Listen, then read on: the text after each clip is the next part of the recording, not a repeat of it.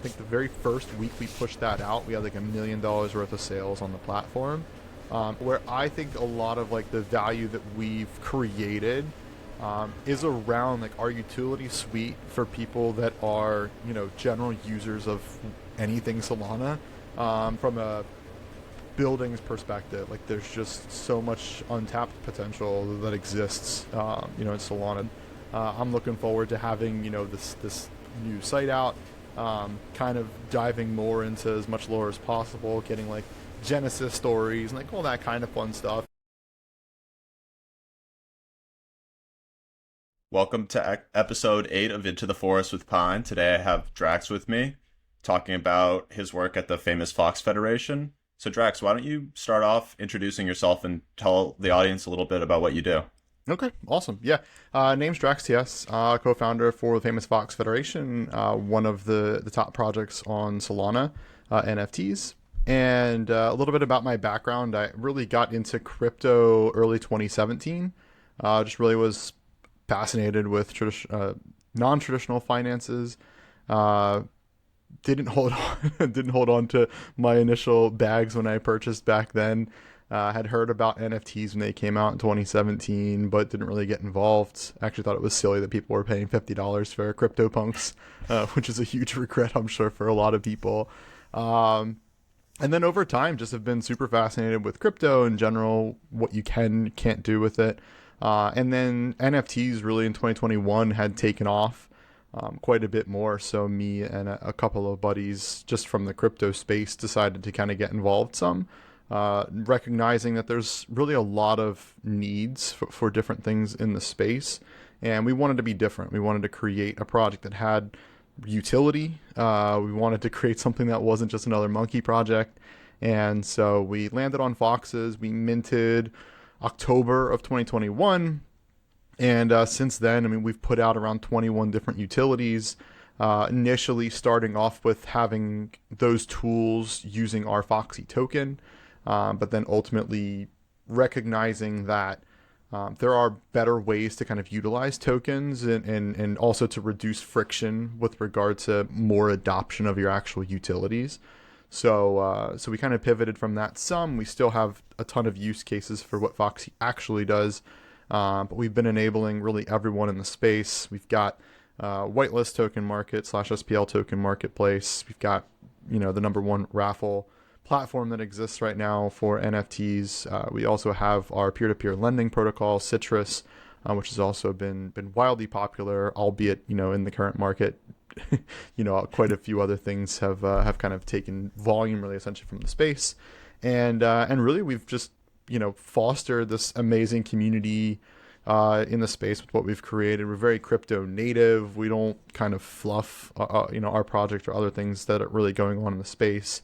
And I think a lot of people kind of resonate with that, and we're just a really well trusted brand in the space that's needed. In my personal opinion, it's needed for everything that we've created. So I think we've done, between swaps and raffles and our token market and such, we're coming up, if not beyond, almost $250 million worth of transactions, which is quite wild for a project. And we're completely bootstrapped. We don't have any external investors or anything like that, which again is pretty awesome to also be a part of in the space. And yeah, we've just been really having fun with what we've created and try to figure out what's the next thing people want. How do we make things better? I think that's always one thing we've been best at.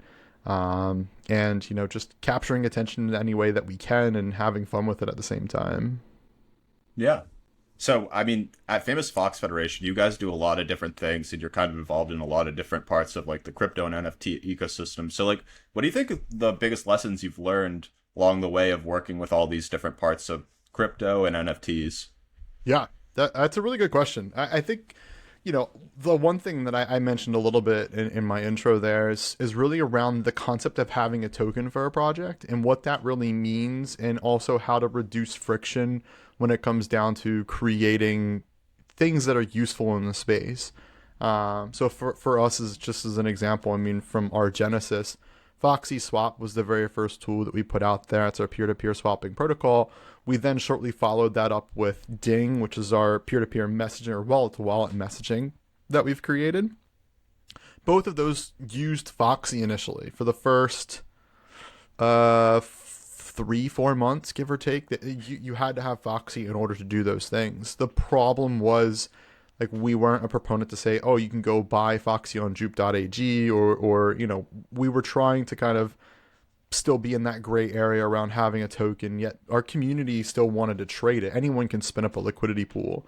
But that added friction, the ability for you to then have to go spend, even if it's 30 seconds, right? Because transactions are quick on Solana, but going to swap Sol to Foxy and then use a tool really just turn people off from wanting to use our tools. So one of the biggest lessons that we learned is don't use your token for gating, features that you really want everyone to do. Have a way of building that token in to, whatever reward mechanism or however you want to go about it, like for creating useful things within the space. And then just charge people microtransactions for those useful tools and have them shill it to everyone they know. The best feedback that I've gotten is like, your tools are so cheap, like, why should I buy a Fox? Like, don't buy a Fox, just go tell everyone how cheap our tools are. And really that's why, like in Foxy Swap as an example, like we've captured about 12% of total NFT market volume, which is, pretty wild for like a single protocol / tool. Yeah. So you guys have like, I think numbers like 21, maybe a little more or less different utilities. So like what have you found to be kind of the most popular, and how has that changed over time? That's a really good question. So our very first tool that we created that I would say like captured a larger audience than what was like internal for Foxes was our token market. So we created a whitelist token and then eventually kind of branched more into like all SPL tokens token market.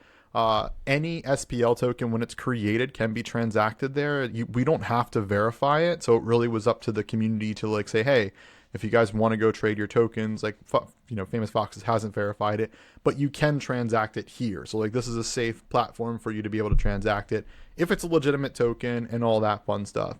But we prefer projects reach out to us. We'll verify token. We'll add their Discord, their Twitter to it so people know it's legit. And that was our very first tool. I think the very first week we pushed that out, we had like $1 million worth of sales on the platform. And that's from absolutely nothing, it not existing, to then it also existing in the space. That was the number one thing. And I think that became like wildly popular because whitelist tokens were all the rage early 2022. There was so much slippage and not transparency around pricing and potential scams and such that were just like so rampant in the space with having that as like almost like a Wild West, that it made sense to have a little bit of structure. Like we don't put any pressure on pricing. We don't advocate for specific tokens. Like, it really is up to the projects. It might have reduced speculation for some. It might have enhanced speculation for others. Like it was crazy for the token market, but it had a solid use case. Like, there were a ton of people that were doing these whitelist grinds and, trying to be a part of like that exclusive club that like got that token, and then they wanted to sell it like before mint because they didn't know what was going to happen after mint, especially knowing general trends for a lot of projects where most of them go to zero, which is still true to today. People just didn't want to speculate that hard. So then after that, I would say probably the next most popular tool that we had created was like raffles. So people can do peer-to-peer raffles for NFTs. They could do one of, I think we have 200 plus SPL tokens on raffles, if not more. And communities can set them up, peers can set them up, however they want to go about it. It's an awesome platform. We created it June of 22. So shortly thereafter, from the token market rage that was going on, it really didn't catch like on to be super popular until like November. And I think that's just because Sol became cheaper. So people, would want to use their Sol for more things rather than just like holding on to it. Of course, with all volume recently, like that's tailed off some, but then we also created our lending protocol, and I would call that our third most popular so far. And that's outside of Foxy Swap. Foxy Swap is also super popular. Like I said, 12% of total market volume's gone through it. which also helps to reduce scams in the space and really to enable people to be able to trade and kind of do whatever they want to do without having to trust a middleman or get potentially scammed in other ways. And people still get scammed to today. I had someone DM me earlier today, and it sucks, that's just part of like the education side in the space, and it's not the most ideal situation for anyone. But yeah, I would say probably those are four most popular tools that we've really created over the coming up on 2 years of existence that we've had. Yeah. So I feel like right now it's still kind of up in the air how profile picture NFT projects provide value to their community. And I think you guys have done a great job of consistently like shipping and providing value to your community. So like, how do you think about like providing value to community, and kind of what's your philosophy on that? Yeah, that's a very broad question. And in all honesty, I don't think there's a perfect answer to it. I think that answer like constantly evolves. I think it really depends on the product itself. So I'll speak from Foxes, where I think a lot of like the value that we've created is around like our utility suite for people that are, general users of anything Solana, that could take advantage of those tools, such as bulk sending NFTs from one wallet to another. If you're a content creator, or I should say, if you're a creator within the chain, if you want to do an airdrop, you can grab a snapshot of holder addresses. We have a tool called Snapshot for you to do that with. And then we have a platform called Foxy Share. You can send tokens to people. You can send really any kind of SFT to people that you want in bulk. We also have Foxy Send, where you can bulk send NFTs. So if you grab that list and want to bulk send NFTs like airdrops, you can do that as well. You can create additions and airdrop those. So like that's a lot of the value prop. And even like I've talked to people where they've been spending thousands of dollars on developers to do something that a Fox can let them do for free. And I find that to be like super valuable for people, right? Where it's like, okay, well, I didn't know this existed. Like this makes my life easier. I'm going to buy a Fox for, however much it is today, but they use it once and it might save them, $2,000-$3,000 or whatnot. So instantly pays for itself. But then for everyone else, if they're not using all these tools, we have gamified missions where they get chests with rewards from them. The rewards, really are derived from what we bring in, and on top of it, like our own Foxy tokens. So you could win Soul, you could win Foxy, you could win NFTs, you could win vendor merch that we have, or I should say partnered merch that we have with different vendors. So there's really like a lot of different facets that people can kind of go down to get value from owning a Fox. And I think that's like the best part about it, is there's just so much to it, where, it's not a one size fits all. It's not like, okay, let me just buy this as like a rev share project and hopefully collect enough revenue to break even or profit off of it. That's not what we propose as a project. Like even our missions are active, they're weekly, they're 6-day staking contracts. So you have to go and like do a thing. If you own a bunch of Foxes, like sometimes it can be a little work, which I think is a good thing. But too, like we are, constantly working on streamlining and improving. And I think that's the one like awesome part about us as a team, is that we're constantly shipping updates. Like we do updates to our community twice a week. We do a weekly VC, which normally is done in portals to keep in touch with our project. So like that's really a lot of the value that I see from our side. On top of it too, like our brand, that's part of our current focus is expanding, like our lore some and kind of bringing more of like the Fox side into life, through like another website and such that we're planning on going down, and just expanding out our IP. It's super relatable. It's super cute. We've got awesome art. We could do so much with it. Like that's just one of the focuses that now things aren't, super crazy in the space. We get to kind of channel a little bit more energy towards, which I'm looking forward to in the end. Yeah, kind of diving deeper into branding. Like at least my belief is that like NFT collections might be like one of the big ways to start creating awesome brands of like maybe the next 10 years. And I was kind of wondering kind of what's your perspective on brand building in Web3, and what are like the challenges, and like kind of what have you learned about brand building, and yeah, like in your process? Yeah, there's a plethora of challenges. Yeah, I think the biggest thing, in all honesty, from a challenge standpoint, is the constant opinion that like, or I didn't even know if opinion's the proper term for it, but like the constant message that a project creates for their community, and making sure that what their moves are that they do are consistent with that. I think when you kind of get into a mode where someone that goes to create a project is kind of panicking and they're like, okay, well, let's switch and we're going to try to do, a full rev share project, and like, okay, that's not going to work, let's go and do like a full IP side, with our art upgrade or something that they're going to do. Like, I think you kind of get a little bit of mixed opinions on like if that's going to possibly work out or not. I mean, that really is part of like the speculation side, but from my side, um, having an NFT project, I think, is nice. Like, if you want to dedicate the time and effort to it, it's definitely a lot of work, which I don't think a lot of people really think about that much before they kind of get into it. Which I think is one of the biggest challenges, in all honesty, for anyone that wants to be a founder in the space. But even with that said, it's a really good way for you to have like a decent brand and put it out there, and get some ambassadors for you to really kind of put your face on, like, out there, like in Twitter and wherever, like whatever you think is the most ideal spots for you to kind of advertise on or what have you. I think that's like one of the better ways to kind of get out there. And at the same time too, like, you can figure out models that work or don't work for getting people more involved.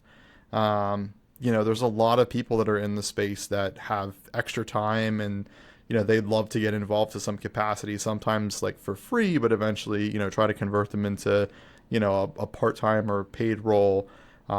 So that's always going to exist out there, and I think for a lot of brands, like, there's definitely ways for you to kind of get involved some.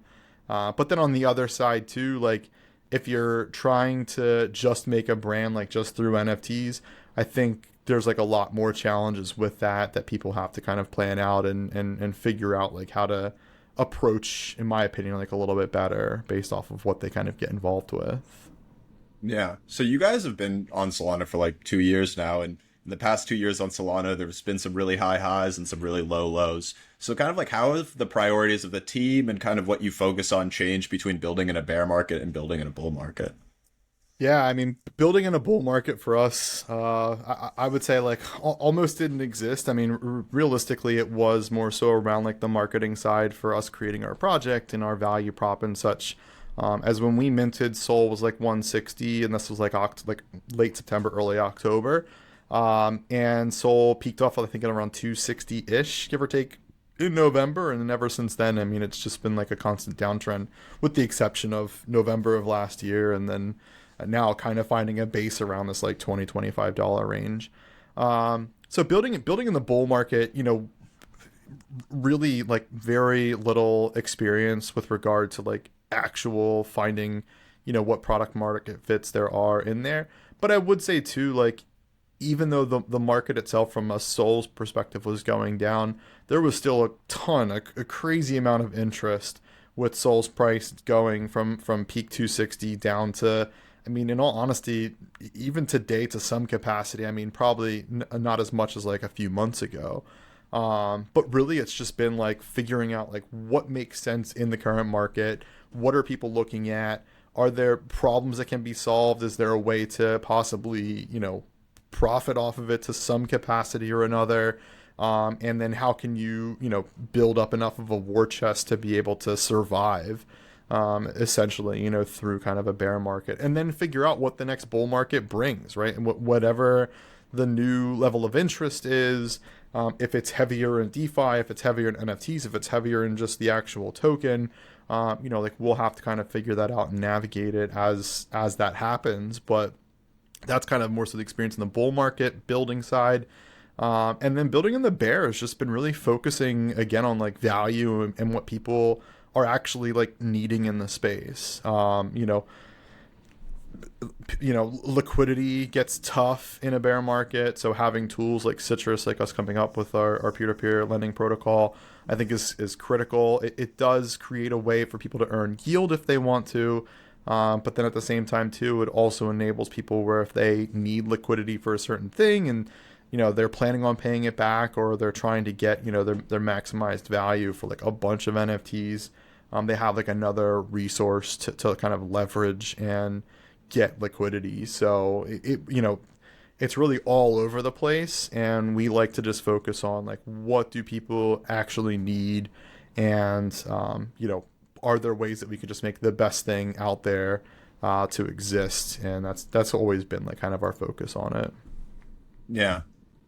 So like one thing I've kind of been curious and like asking a lot of people working on Solana is like, I guess why did you choose Solana? Because obviously when you guys kind of started your mint, Solana was near really big high, but it definitely still doesn't quite have the network effect that Ethereum has, and they are building their own network effect. But kind of what decision, or like kind of why do you choose Solana to build on? Yeah, I mean, in all honesty, like early days when we were kind of picking, we actually like initially had started off like marketing towards ETH, just because Solana at the time, like the launch pads didn't exist. Candy Machine was like just coming out.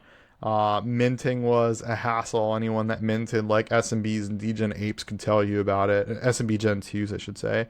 It was really just like the Wild West back then. But at its core, when you look at the concept of wanting to create like an actual use case for what you're building, Solana just made a lot more sense than really anything else that was out there that I'll say is like mildly popular. And it comes down to, transaction costs, speed at which you can complete transactions, and really just opening up that sandbox as to like everything that you could possibly want to do. And we feel that Solana is far superior from that nature. And that's where it's just helped us be able to create what we've created so far with Foxes. And again, looking at everything else that's been developed in the space, looking at how a lot of trends are actually starting on Solana first and then pushing their way eventually to ETH, I think really just shows like the superiority to the underlying tech, like recognizing that it's not Solana overtakes ETH and becomes ETH. It's more so that it's like complementary and useful at the same time with regard to the different techs that exist out there. So that's kind of how we look at it. And it's just, again, from a buildings perspective, like there's just so much untapped potential that exists, in Solana that I think would just take either a while for ETH to kind of catch up to, or eventually just, again, become like in such a complementary fashion that it just makes sense to have both exist. And one is just better used for X and the other is better used for Y. And so for us, the better fit was Solana. Yeah, I definitely feel like there's different use cases for different chains, and like if you want to have like a lower value, more people kind of using it, doing day-to-day stuff, you're definitely gonna probably want to choose Solana. So Yeah. I guess bring it back to the current day with your project, kind of like what has you excited today? Like what are you working on that has you like really excited, and also not only your project, but I guess the greater crypto ecosystem? That's a good question. Honestly, for us, like I mentioned maybe a couple of times, like our IP side, expanding that out some, I think is probably one of the more exciting things for me. Is that there's, when someone creates a project, I mean, even like ours, we're a smaller team. There are things that we can't like focus on that much, or if we do, like it then just takes longer to kind of get a bunch of things done. So, focusing more on like the entertainment side really with our brand, I think will be pretty fun. I'm looking forward to having this new site out, kind of diving more into as much lore as possible, getting like Genesis stories and like all that kind of fun stuff, and even like trying to expand a little bit more, similar to like how Pudgy Penguins has done, like their collectibles and toys and all that kind of fun stuff. I think there's a lot of value to that, especially for probably not every brand in the space, but certain brands in the space, and I think we're definitely one of those. So that's what I would say is like one of the more fun things, and at the same time the broader ecosystem. Just looking forward to kind of getting out of this like bear rut that we've been in for a while, to whatever capacity that looks like. Like, sure, it might get worse, in the short term, but I'm optimistic and have been in crypto long enough to kind of understand how trends generally work. And so whenever the next bull market does come, I think it'll be pretty huge for the current space that's still here. And that's what I'm really most bullish on. As far as like other projects and things that go in the space, I'm super interested really in, I think, like gaming to some capacity, and not to be the next like Fortnite destroyer or what have you, but really to find like these use cases for games and such that can leverage the tech of Solana and even NFTs, to really create like a different experience for people that's unlike what we have currently, and then allowing people to kind of take advantage and capture and understand like a different product market fit, for crypto gaming essentially, or NFT gaming, however like it ends up being termed. Because I do think there'll be kind of like a different distinction between them, but it's just such a huge market, and there's just so many different ways that I think it can be leveraged as a tech. I just don't think like the mindset's there yet, and I also don't think that like from a broader scope of like everyone that's not in crypto isn't that interested in crypto, because a lot of people have a stigma about it being a scam and all this other kind of stuff, like whatever their experience might be. And you always hear about issues that come up where scammers won't like Bitcoin or whatever. So like it's just this underlying stigma that I think becomes challenging when, a decent product comes out that's trying to penetrate the market, and build, on top of crypto or Solana specifically, for something like that. But I think that when created properly, will be a pretty big game changer for the space. Especially for Yeah. gaming, but also for Sol. Yeah, I think it's only a matter of time before a great NFT game comes out. Well, Yeah. I think this is a great way to wrap this up. Thank you for coming on to Into the Forest with Pine. Yeah. Thank you for having me. I really appreciate it, and wish you the best of luck in your future interviews, and maybe we'll catch back up sometime. Yeah.